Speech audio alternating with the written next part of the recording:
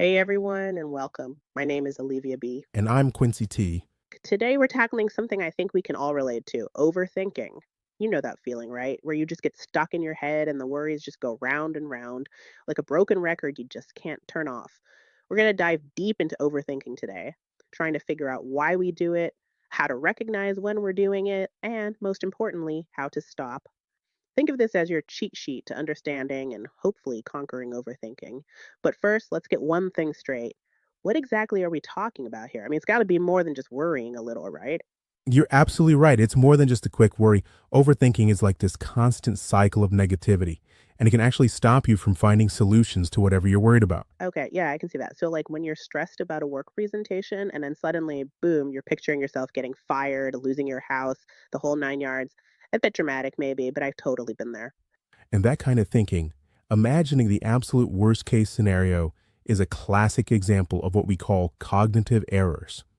They're basically these patterns in our thinking, these glitches that can really distort reality and lead us to some pretty unhelpful conclusions. Cognitive errors sounds kind of technical. Can you give us a simple explanation? Sure, just think of them as flaws in how we think. They're what fuels the fire of overthinking. Like that catastrophizing example you just gave, that's a big one. Another is this all or nothing thinking, where things are either perfect or total disaster, no middle ground. Oh, so it's like you're either on top of the world or a complete failure with nothing in between. No wonder it's so stressful. Exactly. Most things in life aren't black or white, they're somewhere in that gray area. Then there's overgeneralizing, where like one bad date means you'll be single forever, that sort of thing. Ugh. Yeah, one bad date and you're convinced you'll be alone forever. Perfect I've example. definitely felt that one before. Eh. And all of these cognitive distortions keep us stuck in this negativity loop. They can really hold us back.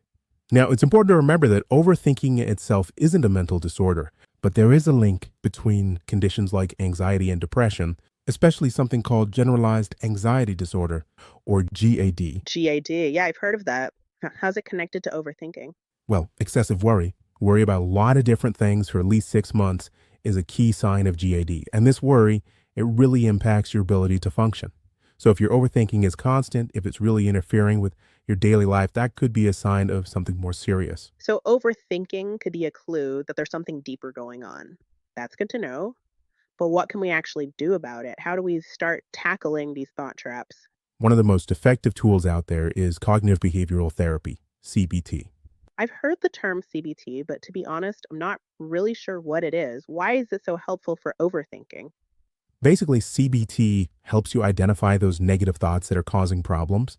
And then, even more importantly, it teaches you how to challenge them and how to reframe them. So it's not about just ignoring those negative thoughts, it's about actually learning to change them. I like that. But I have to ask, isn't that a bit like fighting fire with fire? Like, could focusing on the negative make it even stronger? That's a great question and a common concern. But with CBT, you're not dwelling on the negative. You're learning to recognize those unhelpful thoughts, question how true they really are, and ultimately replace them with something more balanced and realistic. Okay, so it's more like a mental workout, building those positive thinking muscles. I get it. But isn't that something I can learn on my own? Why is working with a therapist so helpful? Think of it like having a coach in your corner, guiding you through the process of figuring out those negative thoughts and challenging them. Working with a CBT therapist can give you healthier coping mechanisms and help you build a stronger, more resilient mindset. That makes sense. It's one thing to read about these techniques, but actually having someone there to guide you, especially in the beginning, can make a huge difference. Exactly. And while therapy is super valuable, there are also things you could start doing today on your own. One technique that really stands out is the idea of a worry period. A worry period. Now, that sounds interesting. Does that mean I get to actually schedule my anxiety? It's not about scheduling anxiety, but more like containing it. If you set aside about 30 minutes per day just for worrying, it can be very helpful. And during that time, you write down all the things that are bothering you. Interesting. So I'm giving myself permission to worry, but only within that time frame. Does that actually work? It can be surprisingly effective. Just the act of containing your worries can help reduce your overall anxiety. Think about it. When you try to suppress your worries, they often pop up even more. But if you give yourself a designated time and place to worry, it takes away some of their power. Okay. I can see how that could be helpful. But what about all the worries that inevitably creep up outside of that designated worry time? That's where the next step comes in. After your worry period, you go through your list and you separate the things you can control from the things you can't. For those things you can control, you start brainstorming solutions, making action plans. For the things you can't control, you practice letting them go into your next worry period. It takes effort, but you eventually start to gain more control over your worry instead of it controlling you. That's a really interesting approach. It's not about pretending you're not worried. It's about being smarter about how you handle those worries. I like it. But what about those what if fears? The ones that keep us up at night, imagining all the bad things that could happen. How do we deal with those? That's where the power of shifting from what if to if then comes in. Ooh, this sounds good. Tell me more. Instead of getting stuck in those fearful what if questions, you proactively create a plan. So, what if I don't get this job? Becomes, if I don't get this job, then I will revise my resume and apply for other positions that are a better fit for my skills. It shifts your focus from fearing the unknown to having a strategy in place. Okay, so it's about taking action instead of letting fear paralyze you, turning those abstract worries into a concrete action plan. Exactly. And speaking of taking action, another really powerful strategy is to challenge those negative thoughts directly. So instead of just accepting them as truth, you become a detective of your own mind. Love that. A mental detective. So, what kind of questions should we be asking ourselves to get to the truth about these negative thoughts? Three key questions. Is this thought helpful? Is it really true? And are there other ways to look at this? Those are great questions. It's like holding your thoughts accountable to reality. But sometimes, even with the best detective work, those negative thoughts just keep coming back. What do we do then? Sometimes a little distraction can do wonders. The benefits of healthy distractions like meditation, reading, going for walks, or doing something you enjoy, a hobby. I am all for those healthy distractions, like hitting the reset button on your mind, giving yourself a break from all that mental chatter. I've heard that meditation can be really helpful, but to be honest, I've always struggled with it. Do you have any tips for beginners? There are tons of resources out there, apps, online courses, even in-person classes. A good place to start is to find a guided meditation that speaks to you and begin with short sessions, like 5 or 10 minutes. Even that can make a difference. Okay, that doesn't sound as daunting as I thought. I might actually give that a try. But what about those times when distractions just aren't cutting it? When those negative thoughts feel super overwhelming? That's when the power of self-compassion comes in. It's about treating yourself with the same kindness and understanding that you would offer a friend. That makes sense. But how does self compassion actually help with overthinking? Doesn't it just make you more likely to let yourself off the hook? It's not about lowering your standards or making excuses for yourself. It's about realizing that you're human, that you make mistakes, and that's okay. It's about silencing that inner critic and replacing it with a more supportive, more gentle voice. That makes sense. I think we're all guilty of being our own worst critic sometimes. It's like we have this internal alarm system that's always going off, and self compassion helps to calm it down. Exactly. And when you calm that alarm system, you make space for clearer thinking and more effective problem solving. This is all so helpful. But before we move on, I think it's important to talk about something that's probably on a lot of our listeners' minds. When does overthinking become something that requires professional help? That's such a crucial question. It's important to remember that everyone overthinks sometimes. It's totally normal, it's part of being human. The key is whether it's starting to really interfere with your everyday life. Okay, so we're talking more than just everyday worries. When does it cross that line? If your worry feels uncontrollable, if it's affecting your work, your relationships, your sleep, or even your physical health, that's a sign that it might be time to reach out for some professional support. If you're experiencing physical symptoms like fatigue, digestive issues, or muscle tension, these may be potential signs that your worry has gone too far. Wow, so it really can manifest in physical ways too. So if you're noticing any of those signs, it's really important to seek help. Absolutely. And remember, getting help is a sign of strength, not weakness. It's about taking care of yourself, your mental health, and well being. And there are so many resources out there from therapists to support groups to online resources. You don't have to go through this alone. Exactly. It's also important to remember this. It's not about never overthinking again. It's about learning those skills, those strategies to manage it effectively. Your own awareness is one of the most powerful tools you can develop. When you start to notice the patterns as they show up, You can interrupt them early, before you begin to spiral. It's like having that early warning system so you can catch those negative thoughts before they really take over. But it sounds like there are a lot of different approaches, and it might take some experimenting to figure out what works best for each person. You're absolutely right. What works for one person might not work for another. The important thing is to be open to trying different strategies, to be patient with yourself, and to celebrate those small wins along the way. This has been so eye opening. We've uncovered the why, the how, and even the when of overthinking. But before we move on, there's one more area I'd love to explore. It's about how our relationships with others and how we communicate might actually be contributing to those overthinking tendencies. Ah, yes. Now, this is where things get really interesting. The connection between our interpersonal skills and our tendency to overthink might not be obvious right away, but it's incredibly powerful. I'm all ears. Let's unpack this further. Hey, if you've made it this far, you're officially part of the Hope community. And we've got something special for you. We put together a set of worksheets with all the key points and exercises from today's video. You can grab it totally free in the description box below. And while you're there, don't forget to like, subscribe, and drop a comment with the word grounded so we know you're one of the action takers. We always love seeing who's really in this with us. Welcome back, everyone. So, before the break, we were starting to talk about how our relationships with others and how we communicate can actually play a role in our tendency to overthink. I'm really curious to hear more about this. I have to admit, I'm not quite seeing the connection yet. Improving your interpersonal skills can actually help reduce overthinking. Yeah. Okay, but how does that work? It seems a little counterintuitive, doesn't it? If I'm already overthinking a situation, shouldn't I be focused on my own thoughts and feelings rather than how I'm interacting with other people?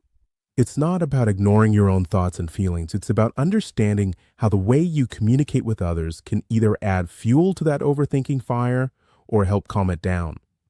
Think about it. When we have strong interpersonal skills, we communicate more effectively, we have healthier relationships, and we feel more confident in our interactions. Okay, I see where you're going with this. It's like making sure your foundation is strong so you're less likely to crumble under pressure. But how do we actually go about improving our interpersonal skills? What are some specific things we should be focusing on? Increasing self awareness, boosting self confidence, practicing self control, learning to be assertive, and setting boundaries. Wow, that's quite a list. But those seem like pretty big skills that take a lot of time and effort to develop. Can you give us some practical starting points? Maybe an example of how one of these skills could actually help someone reduce their overthinking. Sure, let's take assertiveness, for example. Being assertive means expressing your thoughts and feelings clearly and respectfully while also respecting the opinions of others. It's about finding that balance between being passive and aggressive. Right, right. But how does being more assertive actually help with overthinking? Well, imagine you have a friend who constantly asks you for favors and you find yourself agreeing even when it's inconvenient or stressful for you. Later, you might overthink the situation, feeling resentful and wondering why you didn't just say no. Okay. Yeah, I've been there. It's like you're so worried about making the other person happy that you end up putting your own needs aside, and then you just end up feeling bad about it later. Exactly. But if you're assertive, you can express your needs directly and honestly. You might say, I really appreciate you asking, but I'm swamped right now and I won't be able to help this time. Okay, I can see how that would make a huge difference. You're not overthinking later because you feel good about how you handled the situation. You stood up for yourself and communicated clearly, so there's no room for second guessing or resentment. Precisely. And that sense of agency, that sense of control can be really empowering. It reduces that feeling of being overwhelmed or taken advantage of, which can often trigger overthinking. This is so interesting. It's like we often overthink situations because we haven't clearly communicated our needs or set healthy boundaries. Exactly. And speaking of boundaries, that's another crucial interpersonal skill that can really help reduce overthinking. Boundaries, huh? Can you tell us a little more about that? Boundaries are basically about setting limits on what you will and won't accept in your relationships, both personal and professional. It's about protecting your mental and emotional well being. So it's about being able to say no when you need to without feeling guilty or obligated. Yes. And it's also about being clear about your expectations and needs. For example, if you have a coworker who's constantly interrupting you, a healthy boundary might be saying something like, I understand you have a question, but I'm in the middle of something right now. Can you come back in 10 minutes? Okay, that makes sense. But I imagine setting boundaries can be really tough for some people, especially if they're used to always trying to please others or if they tend to avoid conflict. It definitely takes practice. That having clear boundaries actually leads to healthier, more respectful relationships in the long run. It's about communicating what you need in a way that respects both yourself and the other person. Okay, this connection between interpersonal skills and overthinking is really eye opening. It's like taking a more holistic approach to managing your mental well being by improving your communication and setting those healthy boundaries in your relationships. I can certainly see how learning to navigate relationships can reduce a ton of unnecessary overthinking. But what about those conversations we sometimes have with ourselves? You know, when you feel stuck in your head, are there strategies or techniques that help during those times? Absolutely. One that comes up a lot is meditation as a tool for redirecting our thoughts in a more positive direction. That's interesting. I've heard about meditation before, but I've always been a bit skeptical. How can just sitting quietly and focusing on your breath actually help with something as complex as overthinking? It might seem simple, but the effects of meditation are really powerful. It's a practice of training your mind to be present, to focus on the here and now. And that could be so helpful in breaking free from those overthinking loops that often dwell on the past or worry about the future. So it's about quieting that mental chatter, creating a sense of calm and clarity. Exactly. And there's actually research to support this. Even just a short 10-minute meditation session can be effective in stopping those intrusive thoughts and worries. Wow, that's pretty impressive. I might have to reconsider my stance on meditation. But for someone who's never meditated before, it can feel a little intimidating. What's a good way to get started? There are so many resources available, from guided meditation apps to in person classes. The key is to find a style that works for you and start with short sessions. Even just a few minutes each day can make a real difference. Okay, that feels less overwhelming than I imagined. I might actually have to give that a try. But what about those times when we're not meditating, when we're in the middle of a stressful situation and those overthinking tendencies start to creep in? What are some other things we can do in those moments? There are other tools. One I find particularly helpful is what I call thought stopping. It's a pretty simple technique, but it can be really powerful for interrupting those negative thought loops right when they're happening. It's about creating a mental cue, something that signals to your mind that it's time to stop engaging with those unhelpful thoughts. It could be a word like stop, or even a visual image like picturing a stop sign. So when I feel myself spiraling down that overthinking rabbit hole, I basically tell myself, stop. And that's it. Exactly. It might seem too simple, but that interruption can be surprisingly effective in breaking that chain of negative thoughts. But what happens after I tell myself stop? Won't those thoughts just come right back? They might try to, but that's where the next step comes in. Once you've interrupted the thought, you consciously replace it with something else, something more positive or even just neutral. So it's a two-step process. Interrupt the negative thought and then shift your focus to something else. You got it.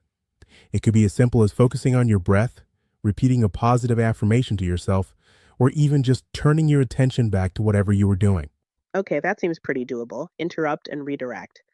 But isn't that a bit like just ignoring the problem, sweeping those worries under the rug? Won't they just come back even stronger later? That's a common worry, but thought stopping isn't about denying or suppressing your emotions. It's about recognizing that some thoughts just aren't helpful. And importantly, that we have the power to choose which thoughts we want to give our energy to. I like that. We get to decide which thoughts we're going to focus on. It's like we're the CEOs of our own minds. Exactly. And with practice, this technique can be a game changer. It can really help you manage those overthinking tendencies and create a more peaceful and focused mental space. Okay, I like it. There are plenty of other strategies as well. Like grounding techniques, one of my favorites is the 5-4-3-2-1 method. How does that work? It's pretty simple. You focus on your senses to bring yourself back to the present moment instead of getting stuck in your head. Look around the room, wherever you are, and identify 5 things you can see, 4 you can touch, 3 you can hear, 2 you can smell, and 1 you can taste. Taste? Yeah, a lingering flavor, a drink nearby, toothpaste. Some even carry sour or hot candies with them just in case. Okay, so grounding helps keep us out of our head and in the here and now. Exactly. It anchors you to what's real instead of getting lost in those what ifs and worst case scenarios. It's like hitting pause on the mental noise so you can actually breathe. This is incredibly empowering. It's like we have this power to change not only our thoughts, but also our relationship with ourselves. I hope our listeners are feeling informed, empowered, and ready to start taking charge of their mental well being. But before we wrap up this part of our deep dive, I think it's important to circle back to something we touched on earlier, knowing when to get professional help. You're absolutely right. We've talked about a lot of different strategies for managing overthinking, and a lot of people find them really helpful. But it's important to recognize that sometimes those strategies aren't enough. So, if you're finding it really difficult to function normally, or if your overthinking is causing a lot of distress in your life, it might be time to reach out for professional support. But sometimes, even when we know we need help, it can be hard to take that first step. I totally understand that. There can be a lot of stigma around mental health, and it can feel scary to reach out. But I want to emphasize that asking for help is a sign of strength, not weakness. It's about taking care of your mental health, your well being, just like you would your physical health. And there's so many resources available these days, from therapists to support groups to online resources. You don't have to go through this alone. Precisely. This has been such an incredible deep dive. We've learned so much about what overthinking really is, the thought traps that can keep us stuck, and all the practical things we can do to break free. It's all about building that awareness and developing those coping skills so you can handle those tough thoughts in a healthier way. Absolutely. And on that note of empowerment, it's time for us to wrap up this deep dive. But before we go, I want to leave our listeners with one final thought to consider. What if, instead of thinking of overthinking as a weakness, we saw it as a strength, a sign of our empathy, our problem solving skills, our ability to care deeply about the world around us?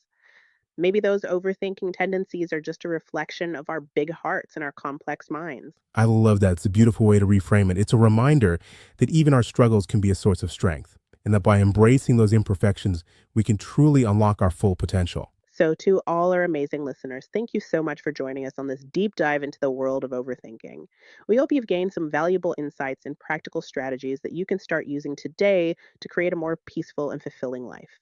Remember, you have the power to change your thoughts and create the reality you want. Keep exploring, keep practicing, and most importantly, be kind to yourself. And until next time, keep diving deep.